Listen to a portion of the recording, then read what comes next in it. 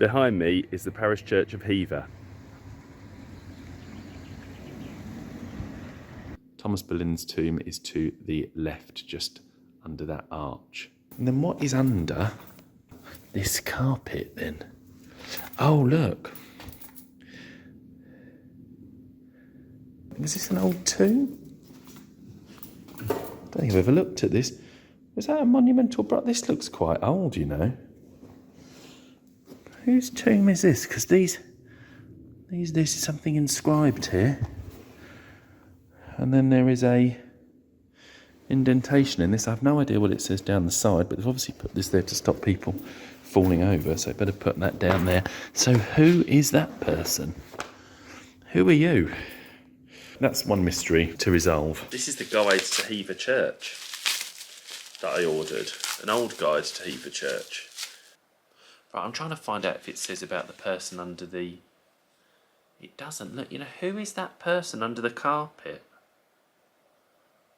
He's not listed in here either. Right, that's strange, isn't it? This is one of my bookshelves here, and if you have a look, there are loads and loads of books here on monumental brasses because I just find them so interesting and have done for years and years.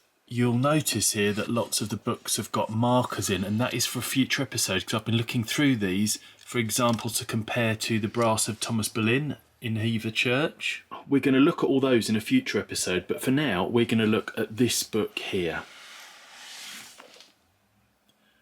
Monumental Brasses. The portfolio plates of the Monumental Brass Society. There's a brass on the front here. We're going to sit and have a look at this book. So this is the book here. I found something unexpectedly inside it that I want to show you that relates to Hever. We're not going to look through all of these post-its now. That's for a future episode. We're just looking at one thing inside this book here, and it's right at the very, very front. We can see there's the similar style of brass to that one that is in the Bullen Chapel in Hever with the lettering all around here. These are knights, so they're not quite so similar, but as we turn the pages onwards, we've got all the lettering around the outside of some of these. This is in Cambridgeshire, 1306. We've got all the lettering around the outside. We've even got a guy with that similar hairstyle to the one at Hever. So I thought that the Hever one was about 1350 is what I was thinking. But looking at this book... There's some more here, look, the shapes around here. But if we carry on going through, all of these are sort of 1300s. And then look, this is what I didn't realise. Look what is in this book here, look. It's only the brass actually in Hever. It's a rubbing of the indent of the Hever brass. Here it is. We can see the head here with the hairstyle that must have been around there, I think. And then we can see there's this canopy here. There's lettering all down the side, which we saw when we were there. What I'm a bit confused about, though, is what these two white lines are down here. I can't work out what they are. If this example here of a woman, there's like these symbols here, like these little flags. But I really don't know what these are. Now, it just says at the bottom that this is circa 1325, so we've got a date there. And even though there's some letters down the side here, clearly the name on this cannot be read or isn't clear. So what exactly does this say all down here? I'm just looking to see what other examples we've got here in this book. There's some more indents here. These are really early brasses, so they're all missing. Now, if we look at this one, when is this? This is from Norfolk. This is 1332. But we can see that the wording at the top seems to start here because this says hic jacet, which is here lies. So I don't know what any of this says. In fact, we can see actually, look, this one here in Norfolk is to John de Gurnay, and I can actually read down here because it says here lies John de Gurnay, isn't it? It's actually on this one. So would the name always have been here, I wonder? I just can't really see on these to tell. Let me go to some later ones.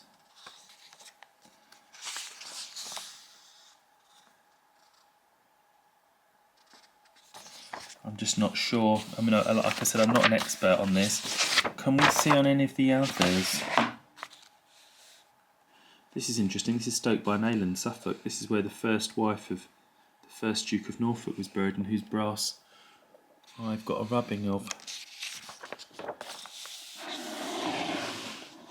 But look, that's really, really interesting, isn't it? Look, there it is. So here we have that indent of the lost brass in Hever in this book. And as it's in the book that was published by the Monumental Brass Society, have they got anything else about this brass? They've got a great website and they do transactions and publications. So let's have a look to see what we can find. I have come to the Monumental Brass Society website, which is here. And they've got a great website with so much content on it. And look at this huge brass here. I don't know where this is. I don't even know if it says. But it says, for those interested in monumental brasses and incised slabs. So it's interested in both of those things, the brass and also incised slabs. So we've got quite a lot of things along the top here about the society. Should we just have a quick look at about the society? So it was founded in 1887 by a group of Cambridge undergraduates keen to preserve them. So that's interesting, isn't it? A long, long time ago. Herbert, Walter Macklin, who's like obviously one of the founding members. And down here there's all the various reports and accounts and publications, lovely transactions. I've got some old ones which are on the shelf. I've not got any of the new ones. I'm not a member of this society really, I should be, because I really like them so much. There's a search articles archive here. Shall we search for Hever? Let's see if there's anything under there. I don't think this is actually coming up with Hever, it's just coming up with loads of other... Okay, so that doesn't really help. Well, there's Katherine Howard's brass though, look, for who we were talking about just a minute ago, about she's in Stoke-By-Nayland. That's the brass rubbing that I've got that we've looked at. From 1535, they think this dates from. It's interesting, isn't it? Because she had been dead for a long time. The inscription states she died in 1452, but an account of what was spent at Lady Katherine Howard's funeral in the Paston Letters, her death was 1465. Whether the date was wrong on the inscription or read wrongly by a weaver is not clear, so we don't know. But regardless, we've got something here that was put in place 70 years after she died. This did happen, didn't it, with tombs and graves put in a long time afterwards. So what else have we got on this website? We've also got the Bulletin. They do a lot of stuff, don't they? Look at all these books, they look lovely. And then there's also transactions. Let me just do a search here for Hever. Bulletin 136, October 2017. An early London brass slab in need of help at Hever, Kent. Well, let's have a look at this. This is the Monumental Brass Society, October 2017. There's a Bulletin 136. Right, let's have a look through here. God, they've got a, oh, look, there it is. That's the Hever indent, look. An early London brass slab in need of help at Hever, Kent. Gosh, look at this.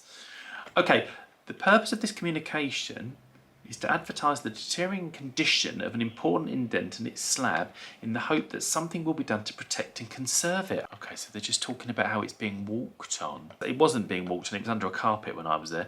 The monument is now in the pavement at the west end of the Bullen Chapel, which lies on the north side of the chancel. That's where we saw it, isn't it? But it has obviously been relaid. A.J. Sadler thought it came originally from the chancel and points out that it belonged to a priest, perhaps a rector whose name has not been recorded. There it is, look. Interestingly, the inscription was punctuated by little shields, whose width did not exceed that of the fillets which incorporated them. Oh, there, look, I hadn't noticed that. There is the shield. And there too. Well, okay. The general technical interest of the indent has been suggested by Paul Binsky. At Hever in Kent, there is an indent whose general appearance, main group lettering, figure and canopy, points generally to the chamois style, but the canopy type is unique in this context, as it is the purpose of the short fillets of unknown purpose on either side of the figure. Okay, so we're talking about these, aren't we? That's this and this of unknown purpose. What on earth were they for? Binsky dates the monument 1320 to 30. It's very old, isn't it, in Hever Church? The independent fillets which flank the figure are indeed interesting. They seem very unlikely to have displayed further inscriptions and perhaps represent the, I don't know, what is that, virgae? Associated with some office. What on earth is virgae? Sounds like lurgy, doesn't it? I don't understand what I'm looking at here. Noun, music, meteorology, a streak of rain or snow. I don't think so. A unit of length, a rod, pole or perch. A rod, pole or perch. Okay, so it's about a rod, is it? Oh, I see. In any case, the figure did not hold them in its hands, which were folded in prayer as usual. Yeah, because you can see the hands must be going around, and like the hands would have been there, wouldn't they? This is weird, isn't it? Clearly this is an interesting and important monument which has not yet told its full story, but easily might if subjected to scholarly diligence. Goodness, so this is 2017. I wonder if there's a follow-on. Unfortunately, there is no evidence of local awareness of this. No, that's true, because it's not in the guidebook or anything, is it? The claim in the current church guide that the oldest tomb in the church is that of John de Cogham, now represented by a wall-mounted inscription, reveals this innocence. Yes, we know that. Yeah, we've followed this path as well, haven't we? Then it's just talking about the condition, that it was getting a bit damaged. There was a loose piece, a centimetre long, because of how it was stored here. A.J. Sadler gave a reading of the surviving letters of the marginal inscription, although mutilation and degradation at both ends of the slab put the complete epitaph beyond recovery. So we're never going to find out who this is, are we? Where did he record the letters then? The inscription is in this. So the indents of lost monumental brasses in Kent, part 1. Sadler gives the current dimensions of the slab as being 2.3 metres by 0.99 metres. Monumental brasses in Kent. I mean, this is quite interesting, isn't it? He must have done quite a few, like A.G. Sadler. Look, these are the two of them. R to Z and A to Q. So there's the two of them are on sale here. I love the lost ones, because this is, like, the whole story is lost brasses for Anne Boleyn's mother's family, isn't it? Because there's a load there. Dorset in Hampshire. He's done a load of them, hasn't he? Indent of lost monumental brasses in Cornwall, Devonshire and Somerset. Oh, what lovely work this guy did. Let's send this person an email who wrote it. Julian Luxford. I'm assuming this is the person here at St Andrews. I don't know. Let's send this off to him. So that's gone. Now, the reason why I'm so interested in this is because the tomb of Thomas Bullen is not from the time he died. It's from much earlier, and it's completely weathered and worn with this restoration here, right? So we know that. And is this indent weathered or not? Why is it in the Bullen Chapel if it's from like 1320 and the Bullen Chapel was built in 1500? Why would it have been moved from the chancel if the other brass of Margaret Cheyne wasn't?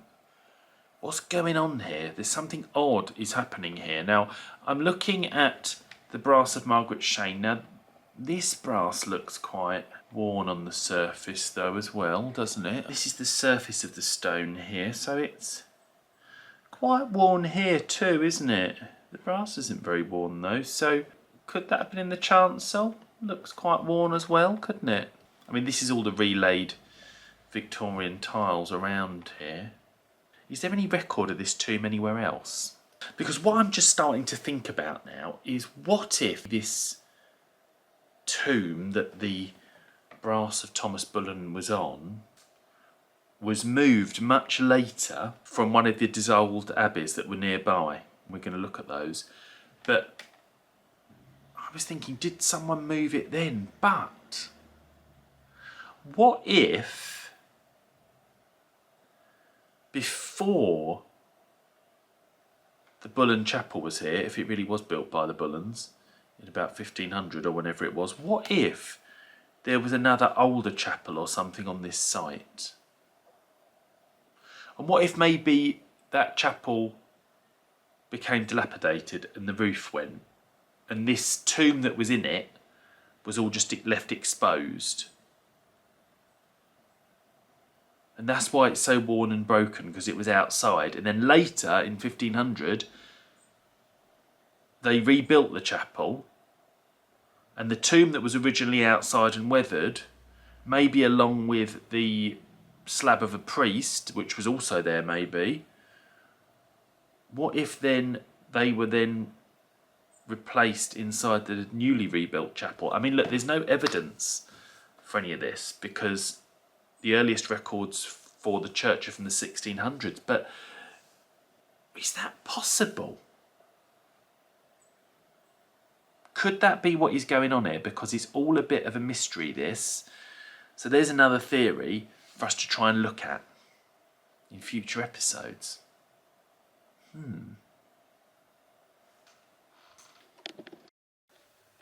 I have had a reply back from Julian Luxford, which is exciting, isn't it? So he says, nothing has been done to help this monument, but the church wardens and others at Hever can be forgiven for not having seen the bulletin because it's a very limited circulation, which is true. So I've sent him quite a long email. It's a bit of a rambly email, to be fair. But anyway, I'm going to send it anyway. He's probably thinking, what is this guy talking about? But anyway, what I've said is my latest feelings on this stone, okay, and the history, where I'm going with this as we investigate the tomb. I'm telling him that I don't understand why it's called the Bullen Chapel, because we don't have any records as far as I know, because they only survive from the 1600s. That's the first thing. I don't understand why it's such a weathered tomb inside a church. It doesn't make any sense either. Why is it there? Where had it been to get so damaged? And I'm saying, why did they lay an indent of circa 1320 in a new chapel in that place? It seems odd. Was it really in the chancel? It still seems to have been placed in an odd location. So I'm trying to find out more about the Victorian restoration, which might help. But I'm saying that I'm working on the theory that the Thomas Bullen brass is later, that it doesn't fit. But I am, however, saying that it does resemble other high quality brasses around, like one in Belgium. So this is one in Belgium, and you can see here, if we look at this inscription just there, these little parts on the side, they are very similar to this here on the brass of Thomas Bullen. So, I mean, maybe it's not later, maybe it's made by another workshop, maybe a high quality one like in Belgium, but who'd have paid for it? It just seems a bit odd. And why do you put it on an old, battered old tomb if you spent all that money on a brass? It's very, very peculiar.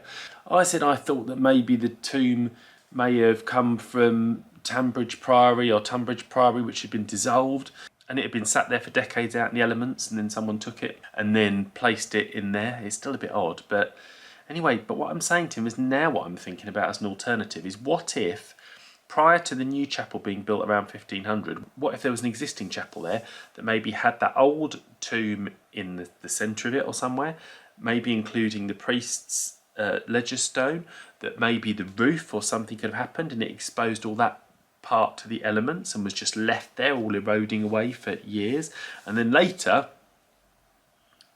maybe the chapel was restored.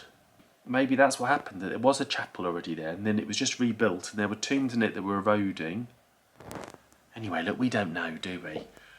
I've asked him if he's got a copy of A.G. Sadler's transcription of the letters around the edge of this indent to see if he can tell me anything. And who knows, let's send this off. He's going to think it's a bit rambly probably, but anyway, I'm not going to worry. Let's just get it off and see if we hear back any more. You can continue the story with the next episode unedited, or continue finding out more with the edited episode. Or what about watching this new family history story?